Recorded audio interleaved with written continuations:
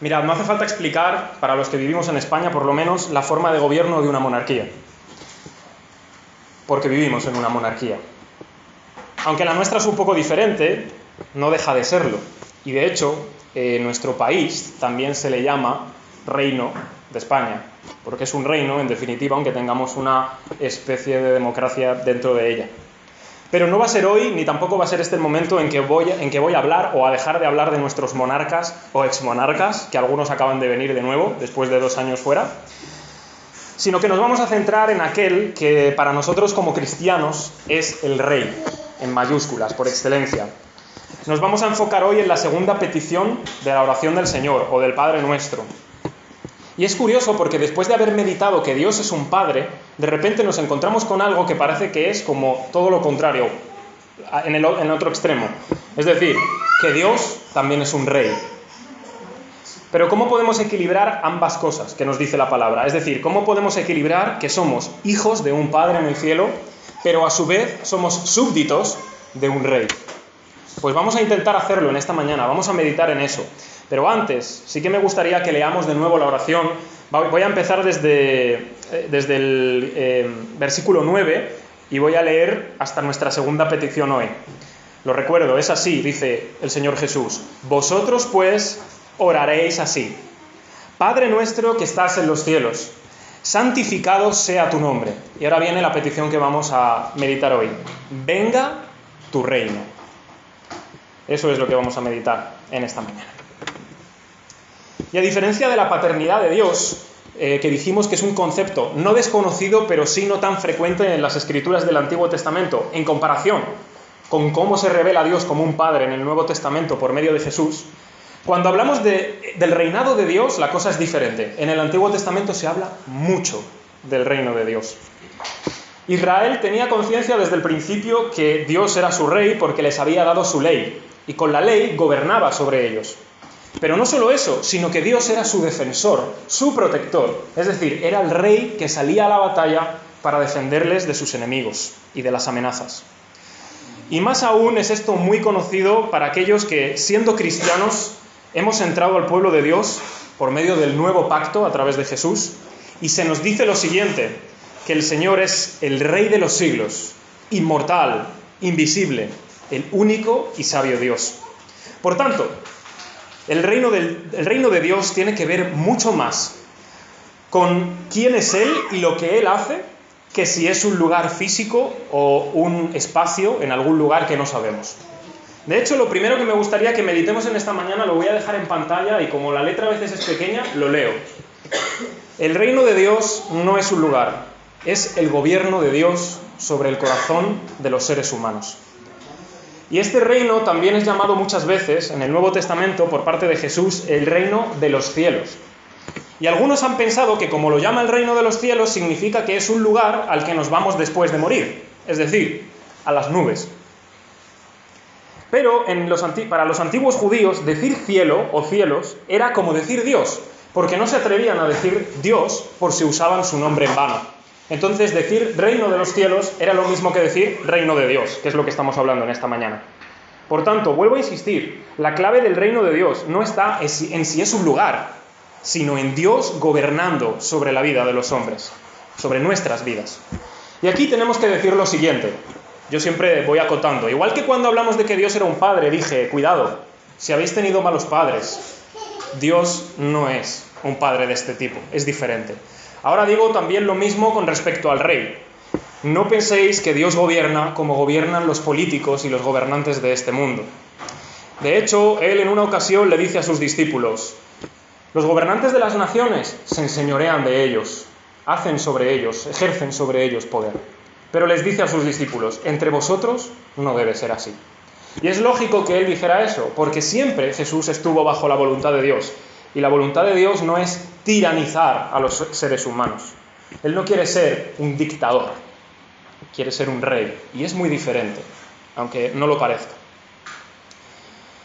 Él no quiere entonces, como digo, que seamos autómatas, máquinas, sin voluntad, sin libertad, sino todo lo contrario. Quiere que seamos criaturas libres, nunca más engañadas por todo tipo de falsas doctrinas, de falsas creencias, de falsas religiones, de palabras falsas, de pensamientos falsos. Todo lo contrario, Él quiere que seamos guiados por la siempre limpia, pura y verdadera palabra de Dios.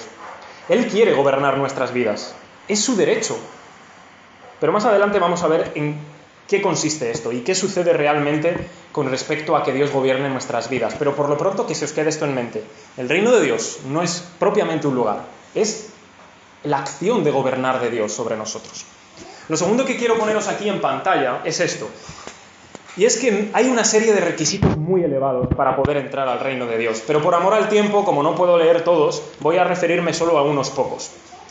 El primero de ellos, el más importante, para poder entrar al reino de Dios tenemos que nacer de nuevo.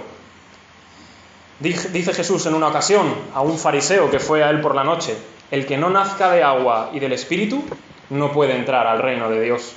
Y puede que algunos ya tengamos más que sabido qué es esto de nacer de nuevo. Lo hemos leído muchas veces, nos lo han explicado innumerables veces. Pero dejadme que vuelva a recordarlo, porque es necesario.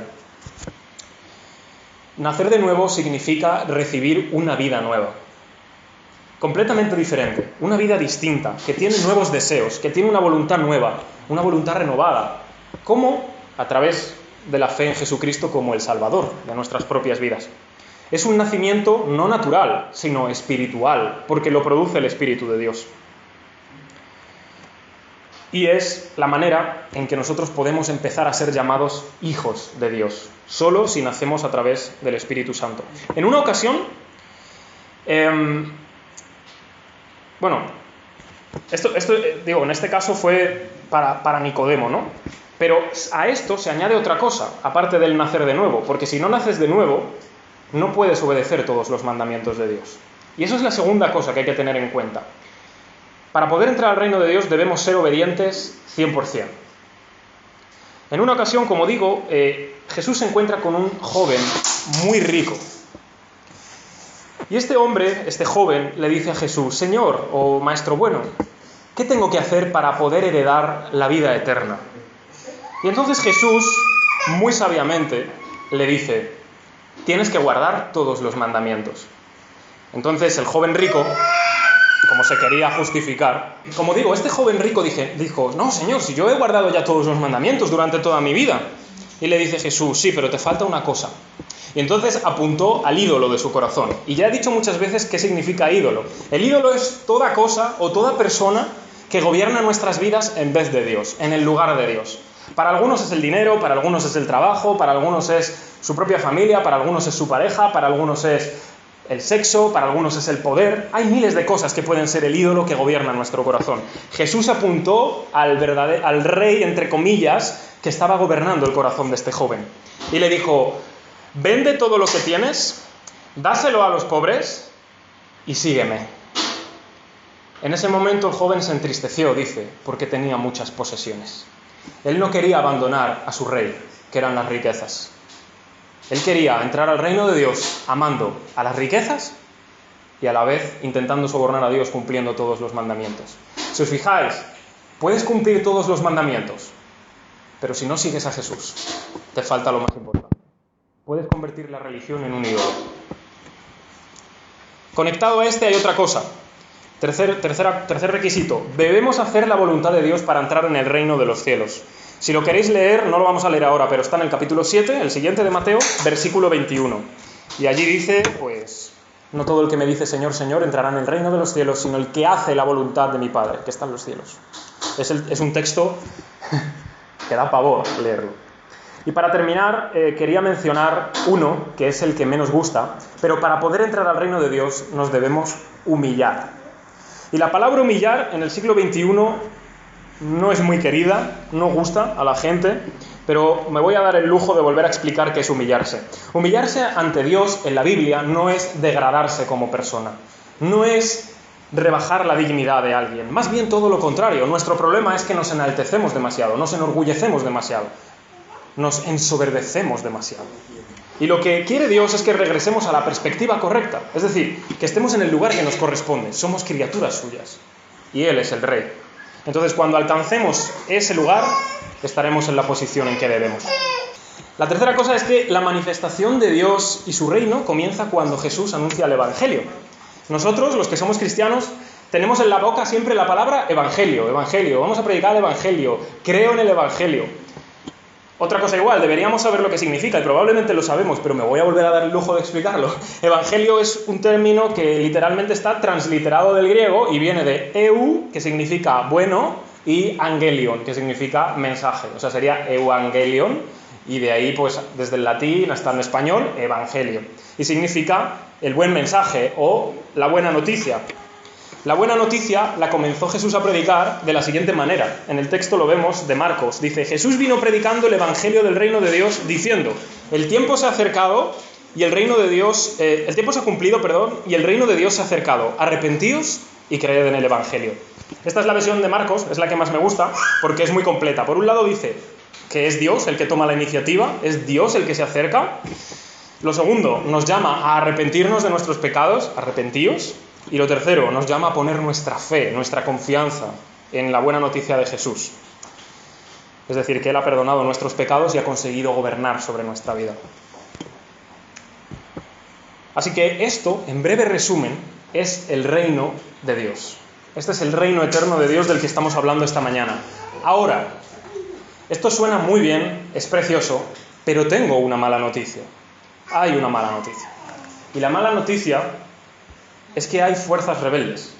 Igual que hay un reino, están los rebeldes a ese reino. Evidentemente estoy haciendo mención a aquellos que no están contentos con este rey del mundo y de la humanidad. Claro que dicho así, tú podrías decir, bueno, pues como a mí me da igual, pues tampoco esto tampoco es para mí. Pero no te engañes. La Escritura habla de que absolutamente todos los seres humanos, independientemente de nuestra condición, de nuestro sexo, de nuestra raza, de nuestra economía, de nuestro trabajo, absolutamente todos somos los rebeldes. Nosotros somos las fuerzas rebeldes, nosotros somos los revolucionarios que no queremos que Dios gobierne sobre nuestras vidas. Y el primer punto que quiero tratar es que no hace falta más que mirar alrededor o a nuestra propia vida para darnos cuenta de que nos creemos los reyes de nuestras vidas. Y esto empieza muy atrás en la historia. Si vais al capítulo 3 de Génesis, no ahora, pero cuando queráis, allí el diablo, el engañador, ¿qué le dice a nuestros primeros padres? No, comer de aquí. Si es que Dios os ha dicho eso, porque sabe Dios que cuando comáis de allí, seréis como Él. Y entonces, a partir de ahí, básicamente, la tentación sigue siendo la misma hasta el siglo XXI, con diferentes palabras, con diferentes frases, pero la tentación sigue siendo siempre, seréis como Dios. O sea, el diablo quiso usurpar el trono de Dios, no pudo. ¿Qué hizo? Le metió a la idea en la mente del hombre, y entonces desde allí, aquí estamos, con la misma idea en la mente, siempre pensando, yo soy el Dios de mi vida. Hasta ese punto llegamos soberbiamente. Y mira, solo hace falta mirar a la historia. Desde la Torre de Babel, el imperio egipcio, el imperio de los babilonios, los medos, los persas, el imperio griego, el imperio romano, el imperio de España cuando lo tuvo, Napoleón, siglo XXI, el mundo globalizado, seguimos creyéndonos los reyes y los dioses de la existencia. Pero esto es a grande escala, pero vamos a verlo a pequeña escala, es decir, en las vidas personales e individuales, nosotros nos creemos también los reyes, los dueños y los señores de nuestra existencia. Lo que pasa es que no tenemos en cuenta lo que dice el Salmo 100. El Salmo 100 dice, reconoced que el Señor es Dios, Él nos hizo y no nosotros a nosotros mismos. ¿Quién se ha dado vida a sí mismo para creerse que es su propio creador y Dios? ¿Quién tiene autoridad sobre su propia vida para considerarse el rey, que lo que pueda decir y hacer realmente va a lograrlo? ¿Acaso tenemos algo de control sobre nuestra existencia, sobre cuándo vamos a morir, qué nos va a ocurrir, qué nos va a pasar? No tenemos ni la más remota idea. Nos confundimos porque en verdad no somos dueños, somos mayordomos. Se nos ha prestado esta vida y tenemos que hacer una vida buena delante de aquel al que le tenemos que rendir cuentas. Él nos ha revelado su ley, Él nos ha revelado cuál es su voluntad. ¿Pero qué hacemos los seres humanos? Desobedecer una vez más. ¿Qué estamos queriendo decir con esto cuando desobedecemos? Básicamente le estamos diciendo, Señor, me da igual tu ley, me da igual tu voluntad, me da igual siquiera si existes, llego hasta el punto de negarte, déjame a mí en paz, ya reino yo sobre mi propia vida, ya me lo monto yo, cuando me interese, si es que me interesa, te llamo. Así de soberbios somos con Dios. Lo segundo es que existen muchos obstáculos que se interponen entre nosotros y el reino de Dios. Y voy a mencionar algunos. Uno de ellos es el coste que tiene poder entrar al reino de Dios. Es decir, hay que renunciar a muchas cosas, hay que sacrificar varias cosas para entrar al reino de Dios. Jesús, en el capítulo 9 de Lucas, dice: ninguno que poniendo su mano en el arado mira hacia atrás es apto para el reino de Dios. Él usaba esta figura porque la conocía todo el mundo, porque eran agrícolas. Entonces, imaginaos la escena: alguien que pone su mano en el arado para poder hacer surcos rectos, para poder sembrar, mirando hacia atrás. ¿Cómo le va a salir el surco? Primero, no creo que le salga recto, y segundo, puede que se salga del camino. Por tanto, lo que estaba él haciendo es usar una metáfora para explicar algo espiritual. Si tú pones la mano en el arado para empezar una vida recta a través de Cristo Jesús, para llegar al reino de Dios, o miras adelante o te sales. El surco se tiene que hacer recto. Tú tienes que seguir adelante. Si miras hacia atrás, hacia todo lo que dejas, no eres apto para el reino de Dios. Estás dejando atrás tantas cosas, es verdad, pero las amarás más de lo que espera adelante. Amamos demasiado muchas cosas que nos alejan de Dios. Y estas son las que tenemos que desechar. Y aunque cueste, debemos renunciar a ellas. Porque lo que Jesús es y lo que Jesús nos da es 1000 veces mejor que lo que dejamos atrás. Otro obstáculo es nuestra falta de fe. Mirad a nuestro alrededor. Hoy día la gente ya no tiene fe en Dios. Sin embargo, tiene fe todavía. Fe en cosas que no tienen nada que ver con Dios. Fe en otras religiones, fe en otras creencias. Yo las llamo pseudo-espirituales. Pero ¿quién confía ya en el Dios vivo que hizo los cielos y la tierra? En el único y sabio Dios. En una ocasión había un centurión romano que tenía un siervo enfermo y él quería que sanara. Y fue a Jesús, no él, sino que mandó a un siervo. Le dijo: Señor, sana a mi siervo. Y él no se atrevía a ir a la presencia de Jesús porque dice que no era digno de que Jesús entrase en su casa. Pero le dijo a aquel centurión: con que solamente lo digas de palabra, mi siervo va a sanar. Porque yo soy un centurión y tengo a gente a mi orden y le digo: ve, y viene, y va, y va. Tú fíjate qué comprensión tenía este centurión. Si él tenía una autoridad humana y le decía a alguien que lo hiciera y el que lo oía lo hacía, ¿cuánto más Jesús, que tiene una autoridad divina? Lo que diga se hará. Y entonces Jesús dijo: ni en Israel he hallado tanta fe. Y le dijo: como tú has dicho, que te sea hecho. Y aquel siervo sanó en aquella hora. Ese hombre qué fe tenía, ¿verdad? Sabía que con que Jesús lo dijera, no le hacía falta ni estar allí. Desde lejos, con que solo lo dijera, su siervo podría sanar. No es que él dijo: no, es que va a sanar porque sí, porque yo lo creo mucho. Eso no es fe. Fe es confiar en Jesús. Haga lo que haga. Y en este caso Jesús sanó. A veces nos falta fe y es un gran obstáculo. Jesús dijo: en Israel no he hallado tanta fe, y os digo que os va a sorprender, que os vais a encontrar en el reino de los cielos con Abraham, Isaac y Jacob a muchos, y los hijos del reino estarán en las tinieblas de afuera. O sea, que aquellos que no conocen nada de Dios van a creer en lo que Jesús ha dicho, van a ir al reino de los cielos, y aquellos que ya deberían haber reconocido a Jesús, que tienen la ley, que tienen la palabra de Dios, no van a creer y van a marchar al infierno. Qué cosa más curiosa, ¿verdad? Y qué molesto para los religiosos de su época que esto lo dijera Jesús, pero así es. A veces nos falta fe, somos muy incrédulos, pero a mí me encanta aquel hombre que tenía a su hijo también endemoniado y le dijo: Señor, tengo fe, ayuda a mi incredulidad. Por último, respecto a que somos rebeldes, quiero decir esto: que la multitud de nuestros pecados testifican que estamos excluidos de la presencia de Dios. Pablo lo dice en Romanos de la siguiente manera: por cuanto todos pecaron y están destituidos, excluidos, expulsados de la gloria de Dios.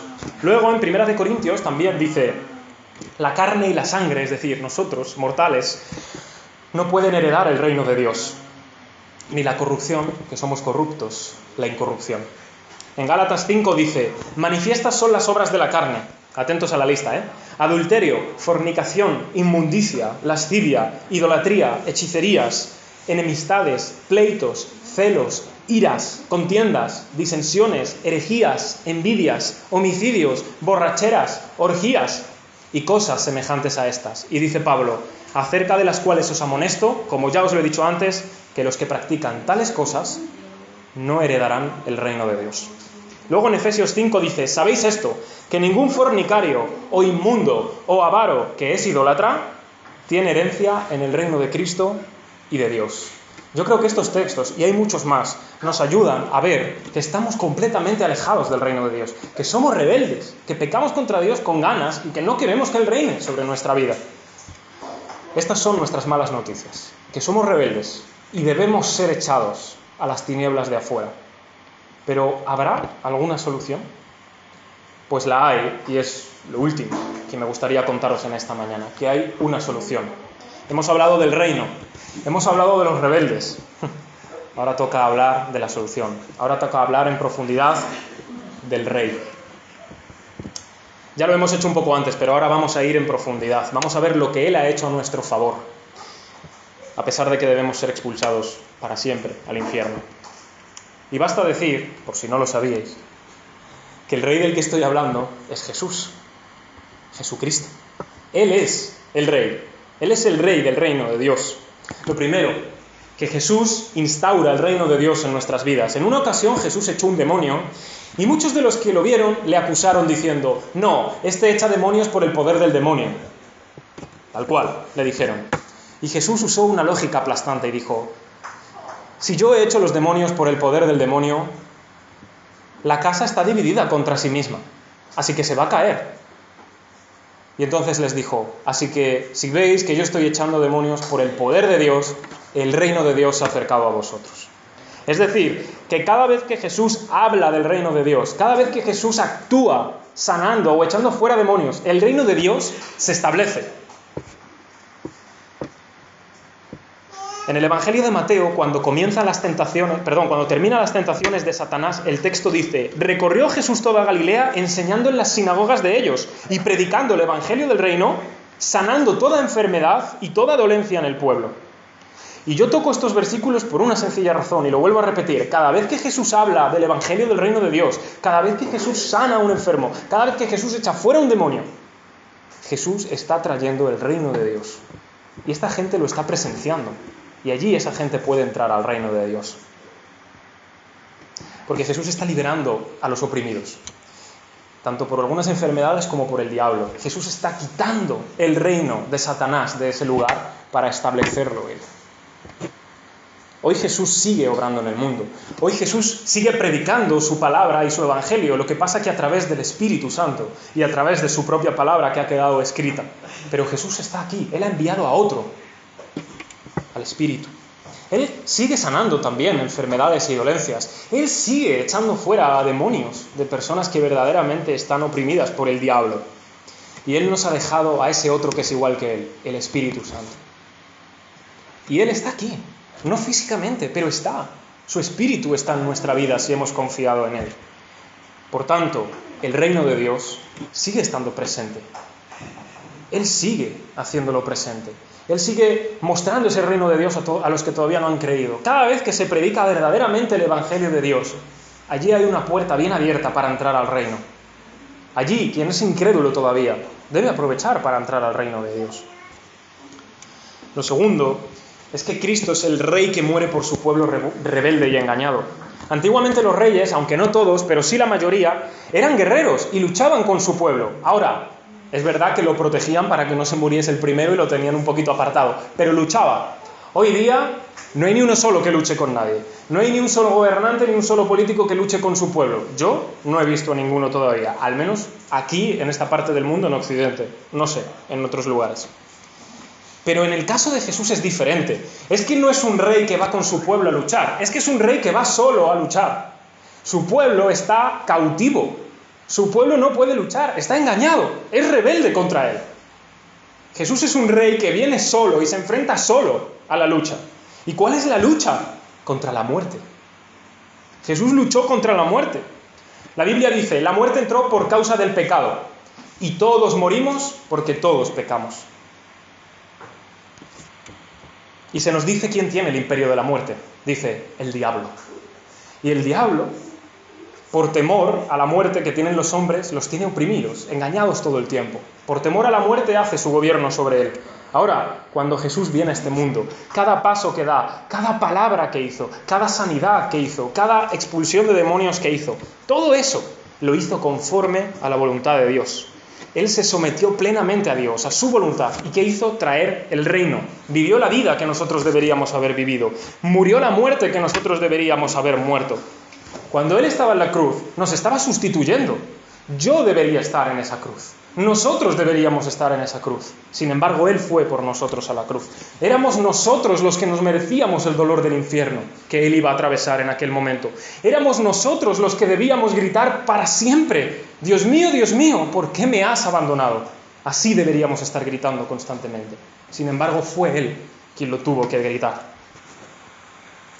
Él pagó todo en nuestro lugar. Él fue tratado como un pecador, aunque jamás pecó. Nunca hubo engaño en su boca. Y eso lo hizo en nuestro favor. Él tomó sobre sí nuestro castigo, las consecuencias de nuestra rebeldía, nuestro engaño, y lo pagó. Solo por Él ahora podemos recibir la fe, la bendición, la vida, la verdad, un reino eterno con Él. Y quiero terminar con esto. Nuestra confianza en su muerte y en su resurrección es lo que nos otorga esperanza a nosotros para poder estar en el reino eterno de Dios. Jesús murió y resucitó. Este es el testimonio que Dios nos ha dado a través de su palabra. Pero tener un conocimiento intelectual, saber una historia más de religión, que Jesús murió y resucitó, eso no va a salvar a nadie. El día final tú no te vas a enfrentar a un examen de religión. Dios no te va a preguntar: ¿te sabes la historia de mi hijo? El examen final de Dios es: ¿has confiado en mi hijo? ¿Has puesto en él toda tu confianza? ¿Has desechado tus ídolos, tus reyes personales? ¿Has confiado solamente en mi hijo para que él te gobierne y para que él te salve? Ese es el examen final. Y no hay nadie que se vaya a escapar de ese examen. Y no hay manera de escaparse de las consecuencias graves de ese examen, a menos que hayamos puesto en Jesús a nuestro defensor, a nuestro abogado, a nuestro salvador, a nuestro rey, a nuestro sustituto. Si Él murió, fue por nuestros pecados. Si Él resucitó, fue para que tengamos nosotros la misma vida que Él. Pero para ello nuestras vidas se tienen que unir por la fe en Él, de una manera espiritual. ¿Cómo se puede unir? Muriendo juntamente con Cristo. Y esto es algo espiritual. Debemos morir a nosotros mismos. Debemos morir a nuestros deseos de ser los reyes del mundo. Debemos morir a nuestros deseos de querer ser Dios, de nuestra soberbia, de nuestro orgullo de decir: aquí Dios soy yo. Es a eso a lo que debemos renunciar para poder volver a una vida nueva y resucitar con Él. ¿Cuál es el llamamiento que Dios hace durante todos los años que llevamos en la Iglesia, en el reino de Dios estableciéndose, el cristianismo? El único llamamiento que Dios hace a todos los hombres, a todas las mujeres, es este: muere y pon tu confianza en Jesús. Muere a ti mismo, muere a todo lo que tú quieres hacer de tu vida y ven a Jesús para que Él te dé una vida completamente nueva. Confía. Eso es la fe. Confiar que Jesús ha hecho por nosotros lo que no podíamos hacer. Él es el Rey. Y lo repito, Él es el Rey. Por eso, a esta predicación la llamé: abdica, impostor. Jesús es el Rey. Los impostores somos nosotros. Debemos abdicar, debemos renunciar a nuestro reinado, entre comillas, porque Jesús es el Rey. Así que ahora vamos a terminar orando antes de la alabanza. Y quiero terminar orando de la misma manera que Pablo escribió a los colosenses. Él les dijo: dando gracias al Padre, el cual nos ha librado de la potestad de las tinieblas y trasladado al reino de su amado Hijo, en quien tenemos redención por su sangre, el perdón de pecados.